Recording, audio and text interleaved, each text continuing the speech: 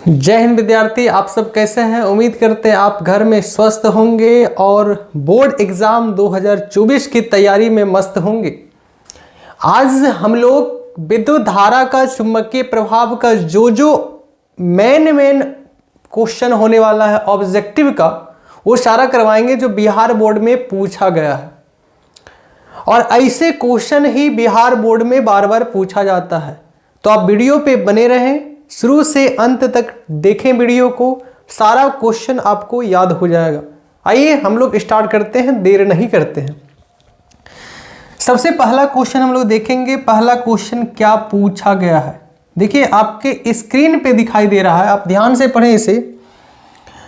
क्या बोल रहा है कि चुंबकीय क्षेत्र बी में अवस्थित एम चुंबकीय आघूर्ण वाले धारा पास द्वारा अनुभूत बल आघूर्ण का मान बताइए।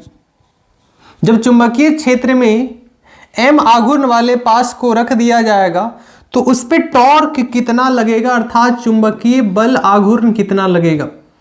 तो आप ऐसे क्वेश्चन का आंसर बड़ा आराम से दे सकते हैं। आप लोग थ्योरी पढ़ चुके हैं और आपको पढ़ाया गया है कि टाउ बराबर होता है, टाउ बराबर आप लोग पढ़ चुके हैं, होता है बी एम साइन थीटा। क्या होता है? B M sine theta.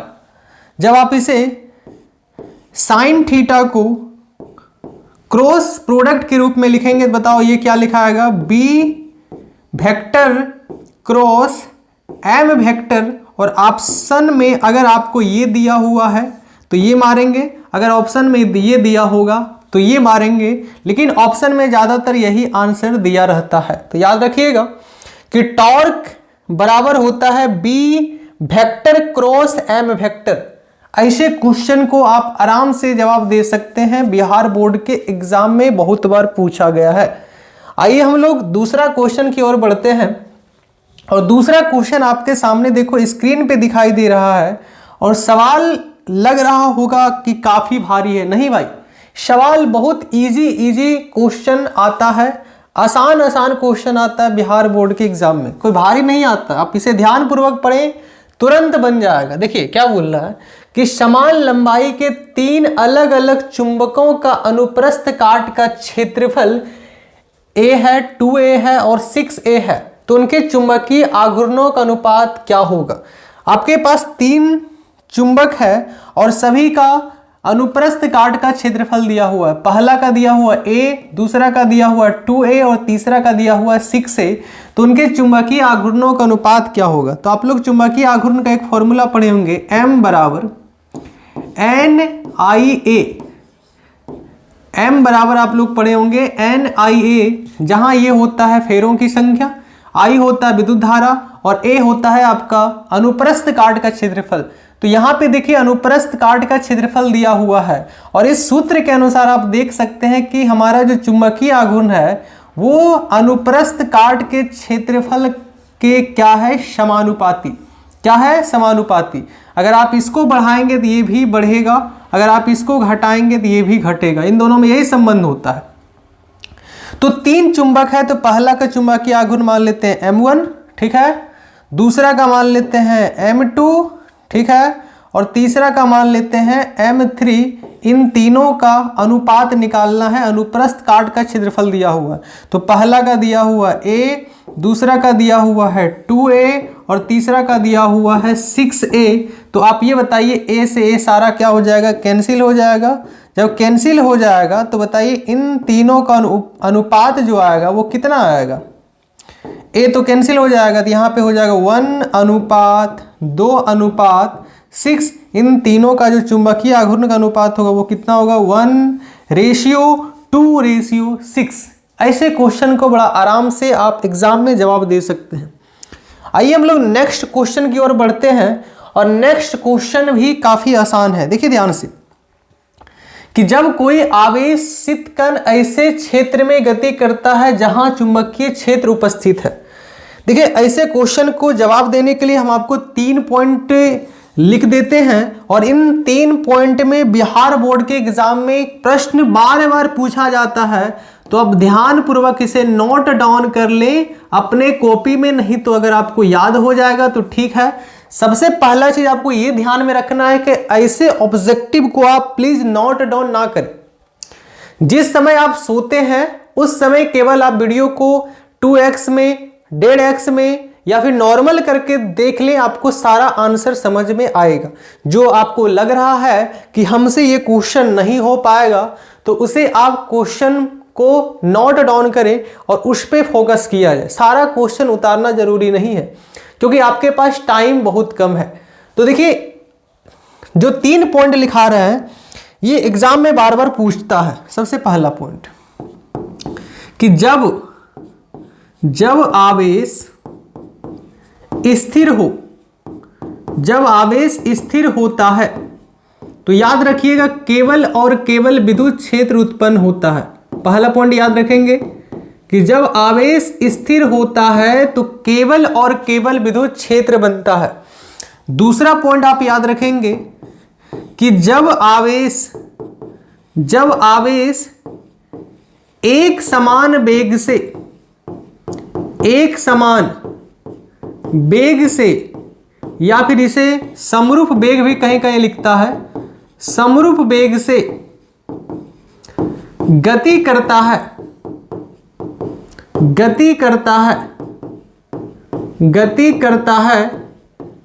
तो 2 क्षेत्र उत्पन्न होता है। पहला विद्युत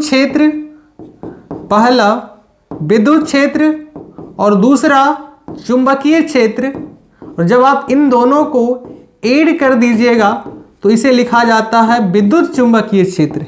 इन दोनों को अगर एक साथ ऐड करके लिखेंगे तो इसका मतलब हो जाएगा विद्युत चुंबकीय क्षेत्र, विद्युत चुंबकीय क्षेत्र। तो ये पॉइंट आप याद रखिएगा। तीसरा पॉइंट आपको हम लिखा रहे हैं कि जब आवेश एक समान वेग से गति नहीं करता है, अर्थात असमान वेग से गति करता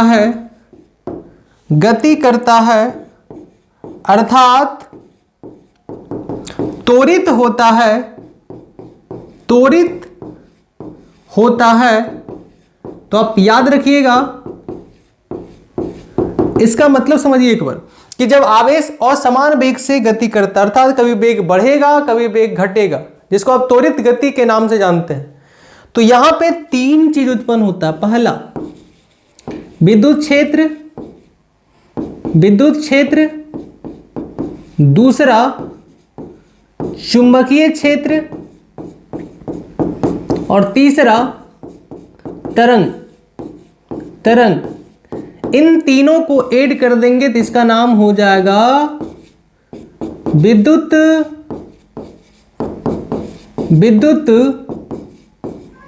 चुंबकीय तरंग। क्या नाम हो जाएगा? विद्युत चुंबकीय तरंग। तो इस पॉइंट को आप जरूर नोट कर लें फिर से कि जब आवेश स्थिर होता है तो केवल और केवल विद्युत क्षेत्र बनता है। जब आवेश एक समान वेग से या फिर समरूप वेग से गति करता है तो विद्युत क्षेत्र, चुंबकीय क्षेत्र दोनों उत्पन्न होता है, जिसको आप विद्युत चुंबकीय क्षेत्र के नाम से जानते हैं। जब आवेश असमान वेग से गति करता है अर्थात त्वरित होता है तो विद्युत क्षेत्र भी बनेगा, चुंबकीय क्षेत्र भी बनेगा और साथ में तरंग भी बनेगा, और इन तीनों को ऐड करेंगे तो इसका नाम हो जाता है विद्युत चुंबकीय तरंग। तो इन प्रश्नों को ध्यान से पढ़िए। क्या बोल रहा है कि जब कोई आवेशित कण ऐसे क्षेत्र में गति करता है जहां चुंबकीय क्षेत्र विद्यमान हो, जहां पे चुंबकीय क्षेत्र विद्यमान हो, तो बताइए उस समय हमारा आवेश क्या करता है? एक समान वेग से गति करता है। एक समान वेग से गति करता है, एक समान वेग से गति करता है ना। तो इसी चीज को याद रखिएगा कि जब कोई आवेशित कण एक ऐसे क्षेत्र में गति करता है जहां पे चुंबकीय क्षेत्र उपस्थित होता है, जहां पे चुंबकीय क्षेत्र उपस्थित होता है, तो इसका राइट आंसर हो जाएगा कि जब आवेश एक समान वेग से या फिर समरूप वेग से गति करता है तो वहां पे विद्युत क्षेत्र भी बनेगा और साथ में चुंबकीय क्षेत्र भी बनेगा। ठीक है, तो अगले प्रश्न की ओर हम लोग बढ़ते हैं। अगले प्रश्न क्या है, देखिए ध्यान से, फिर देखिए वही सवाल है कि समरूप वेग से चलायमान आवेश उत्पन्न करता है। तो इसका राइट आंसर क्या हो जाएगा कि समरूप वेग है, तो अर्थात यहाँ पे विद्युत चुंबकीय क्षेत्र बनेगा, विद्युत क्षेत्र भी बनेगा और चुंबकीय क्षेत्र भी बनेगा, जिसको हम लोग बोलते हैं विद्युत चुंबकीय क्षेत्र। क्या बोलते हैं भाई साहब, विद्युत चुंबकीय क्षेत्र।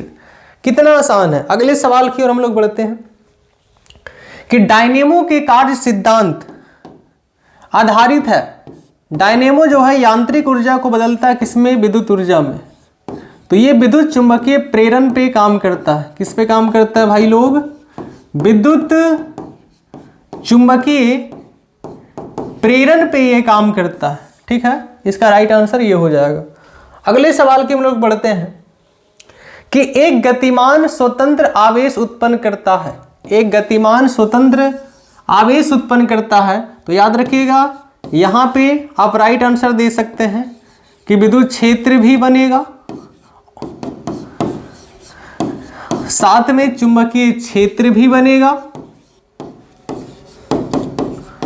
दोनों बन सकता है ना। तो ऑप्शन के अनुसार काम करना है।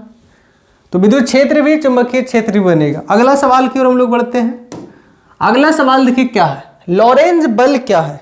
आप लोग पढ़े होंगे कि हमारा जो लॉरेंज बल होता है वो विद्युत बल और चुंबकीय बल के योग को हम लोग लॉरेंज बल के नाम से जानते हैं। लेकिन आपको ऑप्शन में इस प्रकार से दिया रहेगा, आप लोग विद्युत बल का फॉर्मूला पढ़े होंगे, F बराबर E इंटू क्यू। ये होता है विद्युत बल का फॉर्मूला। ठीक है, और चुंबकीय बल का भी फॉर्मूला पढ़े होंगे, वो पढ़ेंगे Q भी बी साइन थीटा, भी बी साइन थीटा। तो इसको आप ऐसे भी लिख सकते हैं Q भी क्रॉस बी।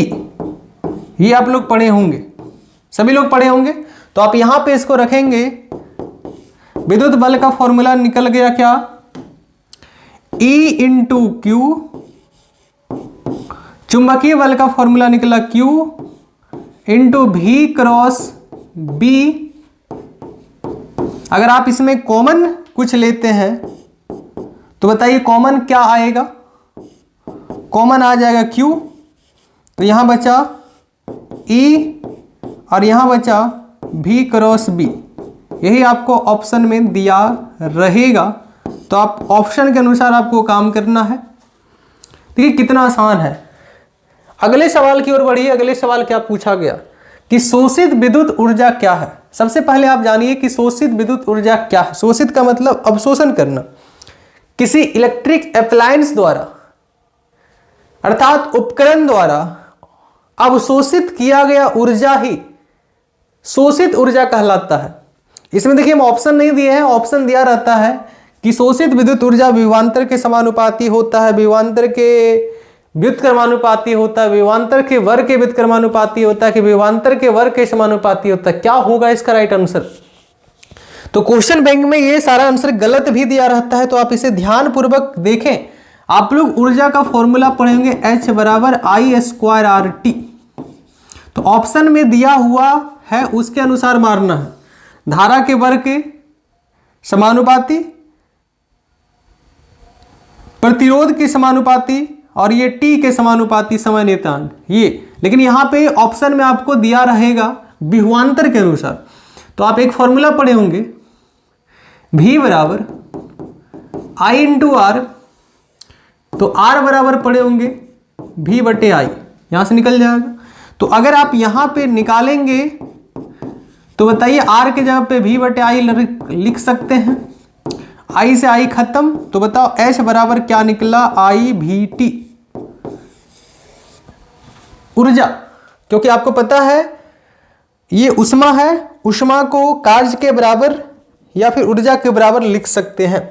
तो बताओ कि हमारा जो ऊर्जा होगा वो किसके समानुपाती हो रहा है, विभवांतर के समानुपाती हो रहा है।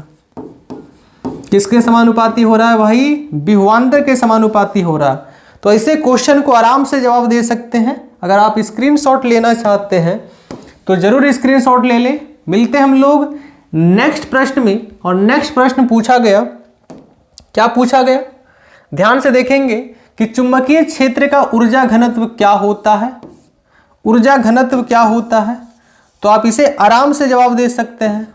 चुंबकीय क्षेत्र का ऊर्जा घनत्व का फॉर्मूला शायद होता है b²/2μ0। यही आपका राइट आंसर होगा। अगले क्वेश्चन की ओर हम लोग बढ़ेंगे। अगले क्वेश्चन क्या है, ध्यानपूर्वक देखेंगे कि चुंबकीय क्षेत्र B में भी आवेग से कोई आवेश गतिशील है, भी वेग से कोई आवेश गतिशील है, तो बताओ बल क्या लगेगा? फॉर्मूला पढ़े होंगे QVB sin थीटा। तो अगर साइन थीटा के अनुसार नहीं दिया होगा तो यहां लिखेगा V×B।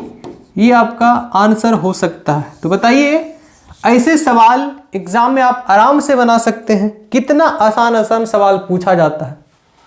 तो हम लोग मिलते हैं नेक्स्ट वीडियो में। जय हिंद, नमस्कार।